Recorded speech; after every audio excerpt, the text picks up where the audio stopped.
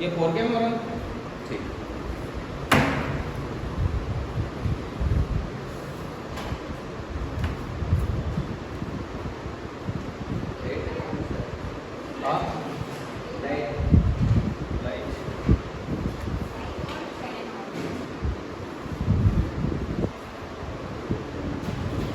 सही आ रहा है उसमें ब्राइटनेस वगैरह ठीक है ना? हाँ फैन ऑफ करें ये थोड़ी रहा है नहीं लगेगा। अच्छा लॉक इसमें वो तो लॉक नहीं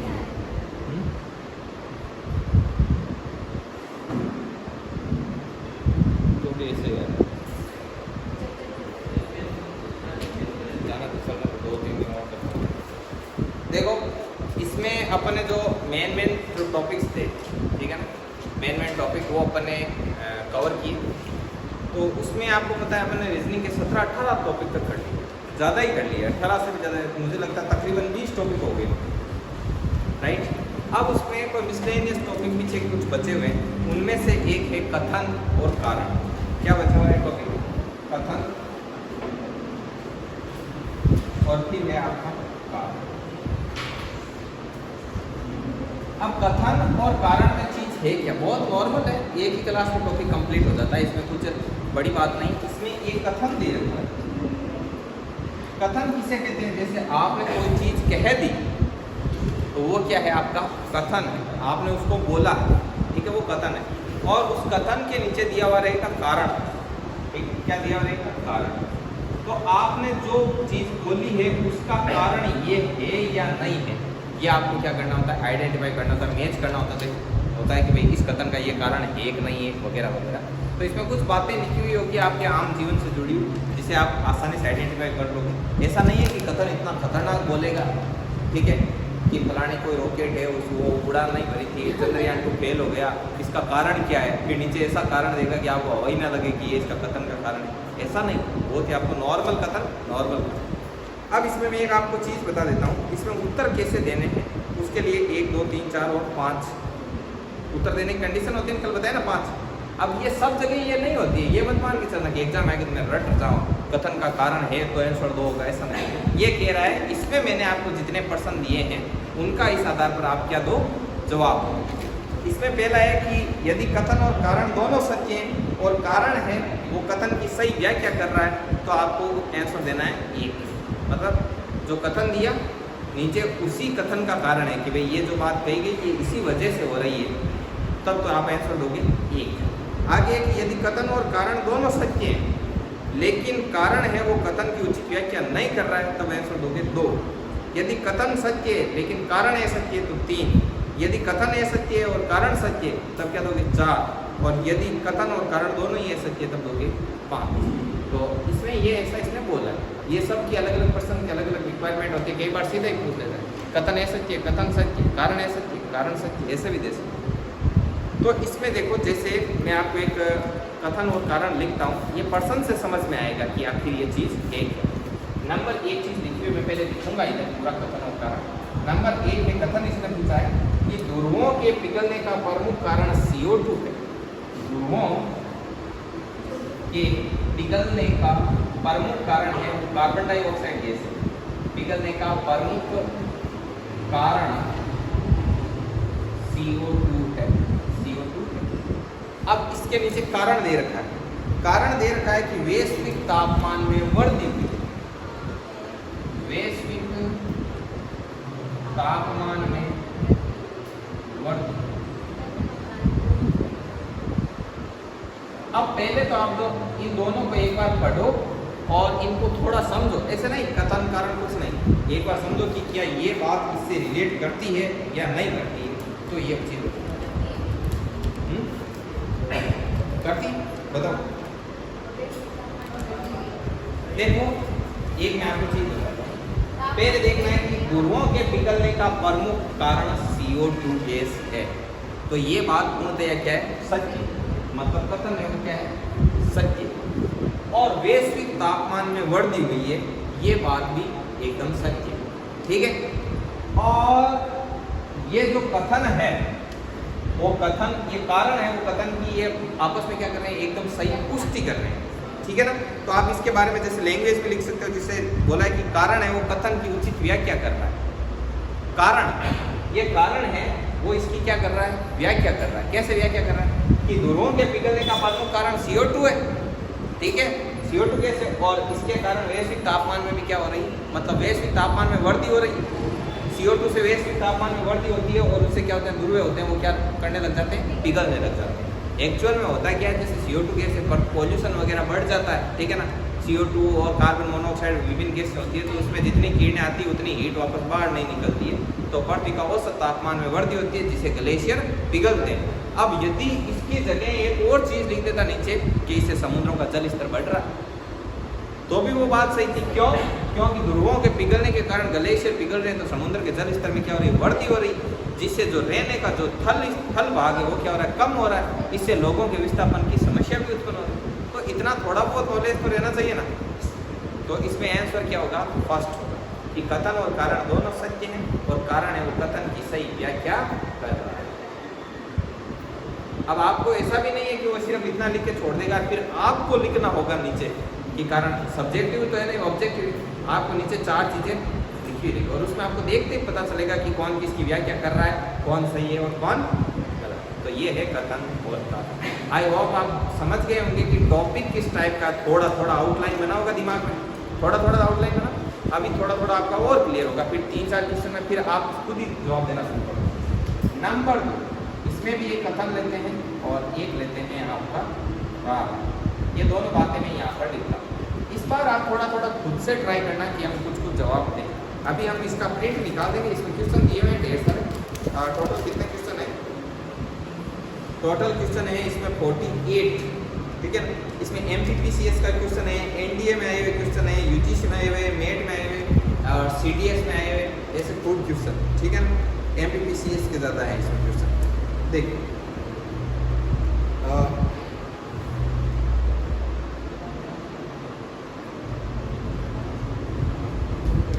पहला है कथन एंड कारण। कथन एंड कारण। कथन है नर्मदा नदी पश्चिम की तरफ बहती है। नर्मदा नदी पश्चिम की तरफ बहती है।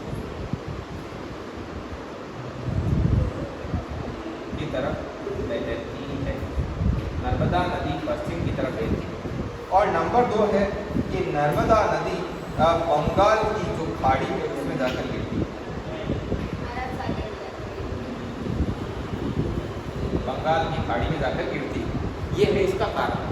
अब आपको पता है यार, जो चीज़ें जो नदियाँ पश्चिम की तरफ बहती है वो अरब सागर में जाकर गिरती है। तो इसमें कथन जो फर्स्ट है वो सत्य है, बट कथन जो सेकंड है, जो कारण है, सॉरी कारण है वो इसमें क्या है, ऐसे। तो इसमें जवाब नंबर क्या हो जाएगा, 3, कि कथन तो इसमें सत्य है, नर्मदा नदी पश्चिम की तरफ बहती, बट वो गिरती है अरब सागर में। कारण क्या हो गया, ऐसे। तो इनको आप थोड़ा थोड़ा नोट करो, कथन और कारण। देखो जैसे पहले इसको लिखो, फिर नीचे लिखो कथन और कारण दोनों सत्य है, कारण कथन की पुष्टि करता है, ऐसे।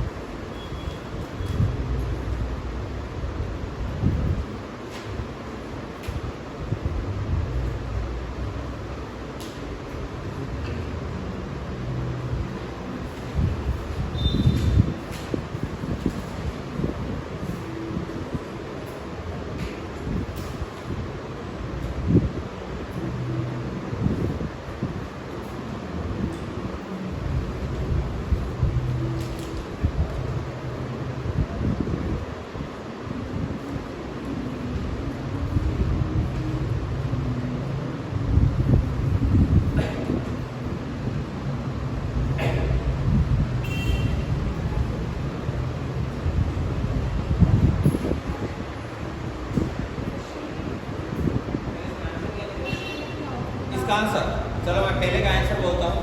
कथन और कारण दोनों सत्य है, कथन और कारण दोनों सत्य है, तथा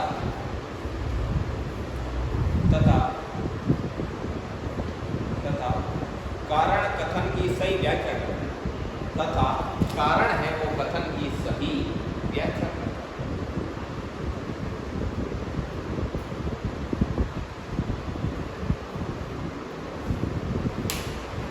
कारण है वो कथन की सही व्याख्या।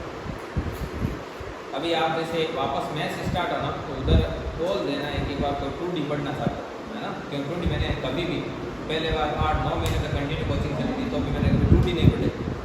आज 2D शुरू करेंगे एकदम सकाश, ठीक है ना। तो आप बोल देना, ऐसे नहीं मेरा कोई पीछे रहता है और बाद में उसको थोड़ा अफसोस, तो पहले बोल देना। गेम में इच्छा होती है जिसको पढ़ना होता है उसको तो अफसोस होता है, बात के बाद ज़्यादा नहीं चाहिए।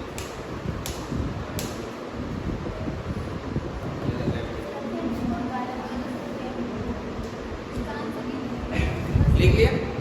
अब फर्स्ट और सेकंड दोनों सत्य तथा कारण है वो कथन की सही व्याख्या करता है। इसमें लिखना कथन सत्य पर कारण ये सत्य।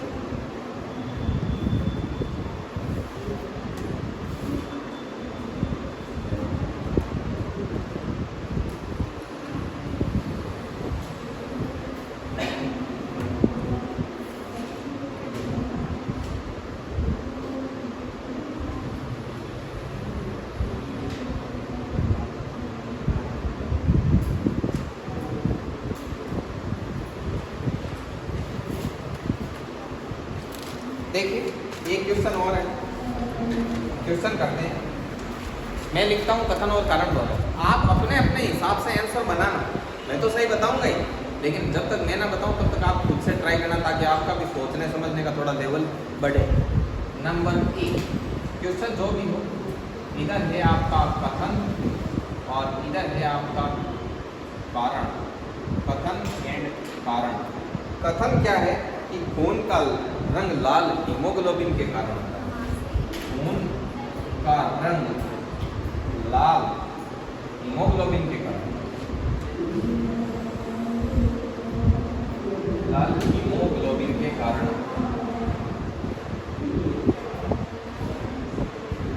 हीमोग्लोबिन के कारण।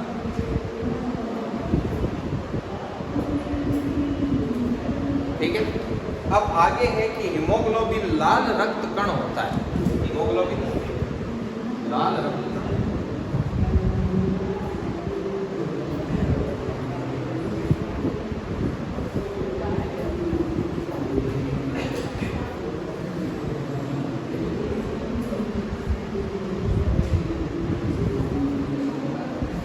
देखिए इसमें क्या है कि खून का रंग लाल हीमोग्लोबिन के कारण होता है, एचपी के कारण होता है, ठीक है ना। तो अब ये चीज एकदम पूर्णतया सही है, तो ये भी सही है। और हीमोग्लोबिन लाल रक्त कण होता है, बिल्कुल सही बात है। हीमोग्लोबिन क्या होता है? लाल रक्त कण होता है, तो दोनों ही बात सही है। और ये जो कारण है ये इस कथन की एकदम सही व्याख्या भी कर रहा है। तो इसमें क्या होगा? अब आपको एक बार याद रखने की जरूरत नहीं है, आपको इतना पता चल रहा है ना कि दोनों कथन और कारण दोनों सत्य और कारण कथन की सही व्याख्या कर रहा है, बस आपका ऑप्शन सीधा सही। उसमें 4 ऑप्शन दिए रहेंगे A B C D। अब जहां जिस भी ऑप्शन में ऐसा लिखा हो कथन और कारण दोनों सत्य और कारण कथन की सही व्याख्या करता है, वो आपका क्या हो जाएगा?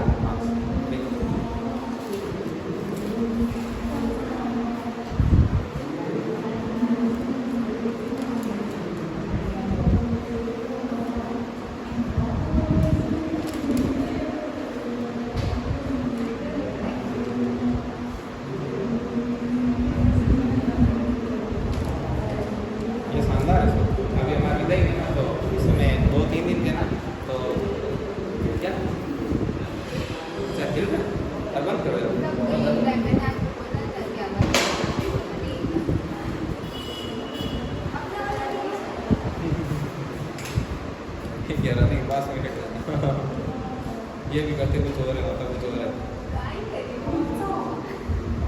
मैंने कहा ना आपको पहले ही रनिंग पास करेगा। अब एक दिन ऐसा होगा कि सुबह स्कूटी स्टार्ट करके रेस लगाएंगे, पीछे देंगे ये वाला है आपकी गलती। देखिए कहीं ऐसा ना हो कि सुबह उठो स्कूटी स्टार्ट करके ऐसे रेस लगाओ पीछे चले गए, ठीक है।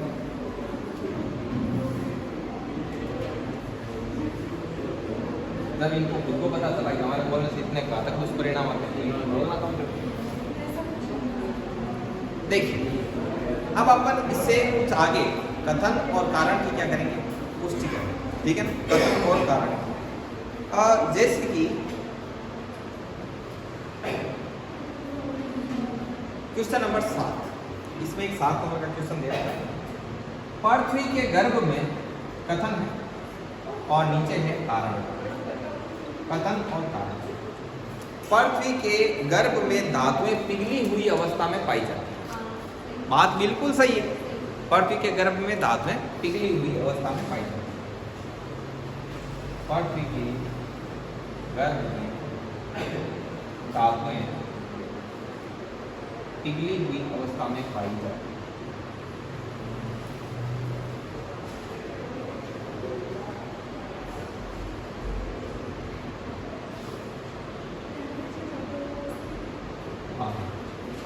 पिघली हुई अवस्था में पाई जाती है।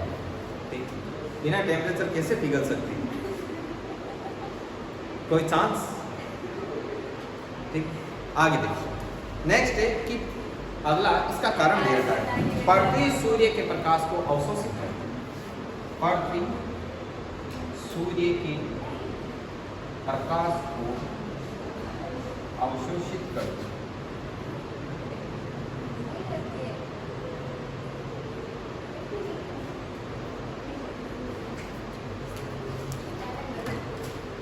बताओ। देखो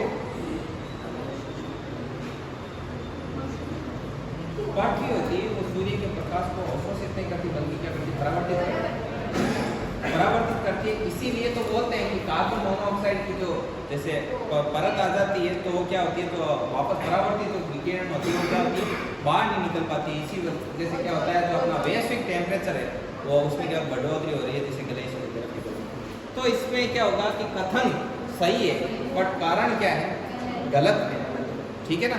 तो आप एक काम करना, ऐसे लिखना कथन सत्य बट कारण असत्य, फिर नीचे लिख देना व्याख्या, और व्याख्या में लिख देना कि पृथ्वी सूर्य के प्रकाश को परावर्तित हाँ? कथन कथन सही, कारण क्या,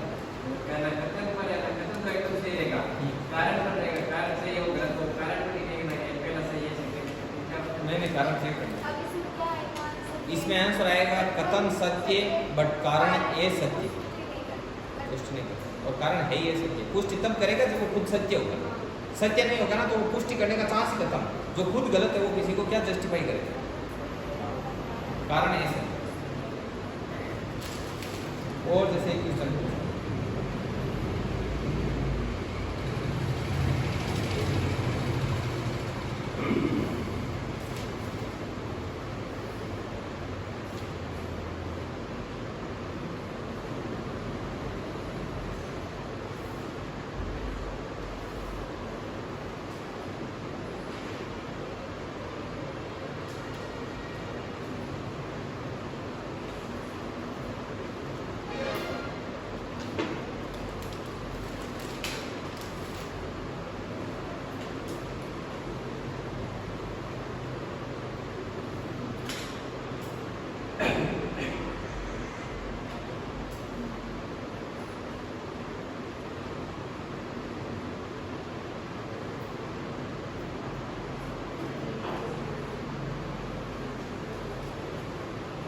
देखिए, एक मैं ओरली पूछता हूँ, अब आप ओरली बता देना, है ना। तो क्वेश्चन कुछ इस प्रकार से कथन दे रखा है, दिल्ली से ज़्यादा ठंड शिमला में पड़ती है, राइट। कथन सही है। अब कारण देखना, सभी कारण पर गौर करना। शिमला अधिक ऊंचाई पर स्थित है, बिल्कुल, और कथन दोनों सत्य हैं। और कारण है वो कथन की पुष्टि भी करता है, क्योंकि जैसे जैसे ऊंचाई पर जाता है वैसे वैसे टेम्परेचर भी क्या होता है, कम। तो इसको आप लिख सकते हो, लिखो, अच्छा क्यों, अच्छा है, इसको भी नोट करो।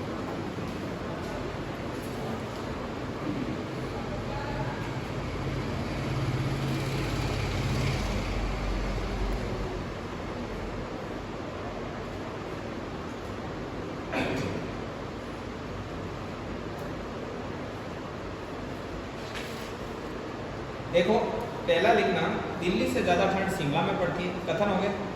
और कारण लिखना शिमला अधिक ऊंचाई पर स्थित है, हो गए। अब देखो लाडलो, बात ऐसी है इसमें, आप इसको आसानी से और समझ सकते हो। जैसे आपको थोड़ा बहुत साइंस का ज्ञान होना चाहिए, थोड़ा बहुत ज्योग्राफी का भी होना चाहिए, क्योंकि ज्योग्राफिकल क्वेश्चन आ जाता है, तो थोड़ा थोड़ा आप सभी का ज्ञान रखते हो तो आप इसमें जवाब दे सकते हो। और इतना तो एक मतलब बच्चे का बौद्धिक स्तर भी हो जाता है कि वो सामान्य चीज़ें समझता है। जैसे चमगादड़ रात को उड़ सकते हैं, ठीक है, उड़ सकते हैं। अगला है, तो ये बात सही होगी, कथन सही होगी। इसका कारण दे रखा है कि चमगादड़ अल्ट्रासोनिक तरंगे निकालते हैं, बिल्कुल निकालते हैं। चमगादड़ उड़ते कैसे, वो क्या करते हैं, तरंगे निकालते हैं, तो तरंगे आके जाती है, टकरा कर वापस लौटती है, तो वापस लौटती है, उसको वापस वो रिसीवर है उसके मतलब पूरा मस्तिष्क इसी प्रकार से, तो उसके आगे इमेज बनती रहती है कि वो तरंगे टकरा टकरा कर आ रही है, आगे चीज़ कितनी दूरी पर है, मैं कहाँ से निकल सकता हूँ, ऐसे होता है सिस्टम, ठीक है। तो चमगादड़ आंखों वाला सिस्टम ही नहीं, उसी पे चलता है। अरे वो रात को उड़ता है ना, तो मतलब कि वो तरंगों से उड़ता है। नहीं नहीं नहीं, वो देखता है तो कुछ नहीं है, नहीं देख सकते। उल्लू तो होता है तो वो तो रात को देखता है, वो देख के उड़ता है, जबकि चमगादड़ है ना वो पूरा तरंगों पे चलता है, उसके चाहे रात हो कुछ ही हो, समझ में आई बात। हाँ, सीधे तरंगों पे तरंगे निकालता है। जैसे मान लो उसने यहाँ तरंगे छोड़ी और उससे वापस तरंगे आएंगी ना, तो उसके दिमाग में इमेज बन जाएगी कि आगे खंबा है। आज दिखाऊंगा लाइव टेस्ट में कैसा होता है चमगादड़। आगे देखो कथन, अब देखना साइंस का थोड़ा सा नॉलेज चाहिए। कथन है सेफ्टी फ्यूज उच्च गलनांक वाले तत्व का बना होता। सेफ्टी फ्यूज उच्च गलनांक वाले तत्व का बना होता है, ये गलत बात है, उसका गलनांक कम होता है। अब मैं बताऊं गलनांक क्या होता है। गलनांक वो टेम्परेचर, इसको मेल्टिंग पॉइंट बोलते हैं, मेल्टिंग पॉइंट जिस पर कोई भी मेटल वगैरह कुछ भी हो वो क्या हो जाए, मेल्ट हो जाए, पिघल जाए। अब यदि कोई उच्च गलनांक हुआ तो वो ज़्यादा टेम्परेचर पर पिघलेगा, जबकि निम्न गलनांक हुआ तो वो कम टेम्परेचर पर पिघलेगा। तो ये जो फ्यूज का तार होता है ना, उसका कम गलनांक होता है, ताकि हल्का सा भी गर्म हुए और वो तार पिघल जाए, फ्यूज टूट जाए, कनेक्शन कट हो जाए। अब उच्च गलनांक का बना दिया तो वो कितना ही गर्म हो, पिघलेगा नहीं, फ्यूज टूटेगा ही नहीं, तो आगे का सारा कुछ समाप्त हो जाएगा मामला। समझ आएगा भाई। तो इसलिए फ्यूज तार कैसा होता है, निम्न गलनांक का। तो ये कथन सत्य है। अब कारण देखना, कारण बोल रखा है कि सेफ्टी फ्यूज है वो विद्युतीय प्रभाव को क्या करता है, रोकता है। सेफ्टी फ्यूज, ठीक है, विद्युतीय प्रभाव को क्या करता है, रोकता है। जबकि सेफ्टी फ्यूज होता है वो किस पे चलता है, विद्युतीय प्रभाव पर ही चलता है, ठीक है। तो इसमें पहला तो गलत था ही था और इसने दूसरे को भी गलत माना है। जैसे 5 है ना, दोनों ऐसे थे, ये विद्युतीय प्रभाव को रोकता नहीं, बाकी विद्युतीय प्रभाव पे टीका है पूरा पूरा, ठीक है ना। विद्युतीय प्रभाव क्या होता है कि जब किसी भी चीज़ से जहाँ से विद्युत प्रवाहित होती है तो वहाँ का टेम्परेचर को क्या करती है, इंक्रीज करती है। एक और देखो, इसमें कुछ कुछ क्वेश्चन ऐसे भी दे रखे हैं कि जिनका आपको थोड़ा बहुत लॉजिक ऐसे लगेगा ही नहीं, बैठेगा ही नहीं। कैसे देखना, आपको खुद को ही लगेगा कि यार दोनों ही चीज़ संभव है ना। पहला कथन दे रखा है भारत में महिलाओं का जीवन काल पुरुषों की अपेक्षा क्या है, ज़्यादा है। ऐसी बात नहीं है, भारत में महिलाओं का ज़्यादा नहीं है, भारत में एक्चुअल में पुरुषों का ज़्यादा है। बताओ, महिलाओं का मतलब बीमारियों की वजह से ये, और कुछ कुरीतियाँ ज़्यादा थी, मतलब पहले भी जैसे मतलब जो बताते हैं कि बहुत पहले मतलब और सती प्रथा वगैरह वो है, उसमें भी फिनिश होती थी, ठीक है। बाकी और भी जैसे कि मान लो किसी को ये दहेज हत्या वगैरह ये होती है ना, तो इसमें भी वो मतलब फिनिश हो जाती थी। और इसके अलावा वो खान पान में भी बोलते हैं कि वो फर्क करते थे, तो उनको मतलब इतना अच्छा वो उस हिसाब से पोस्टिंग मिलता नहीं था, वो मतलब रोगग्रस्त होकर मर जाती है। जो भी है XYZ, महिलाएं क्या होती थी, औसत कम जीती थी पुरुषों से। अब नीचे क्या लिखा हुआ है, महिलाएं अच्छा भोजन ग्रहण करती है। अब इसका कोई लॉजिक नहीं है, करने को पुरुष भी करते हैं वरना महिलाओं ही नहीं करती। तो इसमें इन दोनों को क्या माना गया है, ऐसे माना गया है। लेकिन आपको मैं बता दूं, आपके जो एग्जाम में पर्सन आएगा, एग्जाम में जो पर्सन आएगा वो बहुत ही तगड़ी क्वालिटी का आएगा, मतलब जिसका सेंस निकलेगा। समझ में आई बात। जैसे एक मैं आपको क्वेश्चन बताता हूँ, MAT 2005 में कोई एग्जाम होगा अदर स्टेट का, इसमें लिखा हुआ है, कथन लिखा हुआ है, हम लोग जाड़े के दिनों में सफ़ेद कपड़ा पहनना पसंद करते हैं। जाड़े के दिनों में, सर्दी सर्दी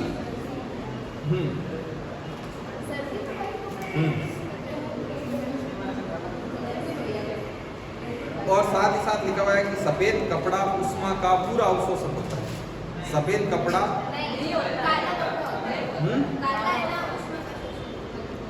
सफ़ेद कपड़ा उष्मा का पूरा अवशोषक होता है। ये बात सही है? पूरा पूरा पूरा बैड। अरे काला होता है वो बहुत अच्छा अवशोषक होता है। काला कपड़ा बहुत अच्छा अवशोषक होता है। वो काला होता है, वो क्या करता है, टेम्परेचर को इंक्रीज करता है, अपने अंदर अट्रैक्ट करता है एक तरीके से, ऐसे समझो, ठीक है ना। जबकि जो बाकी के जो वाइट वगैरह कपड़े होते हैं ना, वो कम करते हैं, बहुत ही कम करते हैं ब्लैक की बजाय, तो इसको बोलते हैं पूरा अवशोषक। समझ आएगा? तो ये तो सत्य है। और हम लोग जाड़े के दिनों में सफ़ेद कपड़ा पहनना पसंद करते हैं? नहीं करते हैं, ब्लैक पसंद करते हैं, क्योंकि जाड़े के दिनों में क्या सर्दी लगती है तो गर्मी चाहिए तो ब्लैक पहनते हैं, ठीक है ना। तो ये तो इस प्रकार के इसमें कुछ क्वेश्चन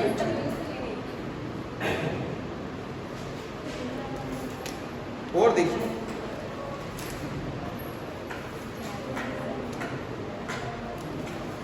एक क्वेश्चन नंबर 35 है कि भारत कथन है, भारत एक लोकतंत्रात्मक देश है। ये बात सच्ची है? कारण है नीचे लिखा हुआ, भारत के पास अपना संविधान नहीं है। भारत का संविधान खुद का नहीं है, एडॉप्टेड है।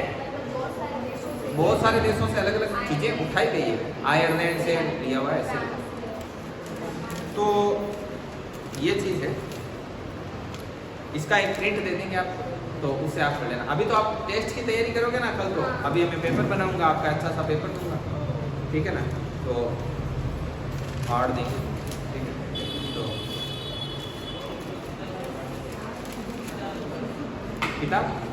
किताब को फाड़ा नहीं मैंने, मैं बताऊं, मैंने किताब में से जैसे पेज पलटे तो ये इतना फटके ऐसे हो रहा था, मैंने कहा क्यों ऐसे, क्यों तकलीफ उठा रहा है ये। अब ठीक पूरा ही फाड़ देते, तो मैंने इनको अलग कर दिया, ठीक है। चलो भाई रोको वीडियो, अब अपन मैथ्स पढ़ें, वीडियो रोको। चलो 1 मिनट रोक देना, चले रोको।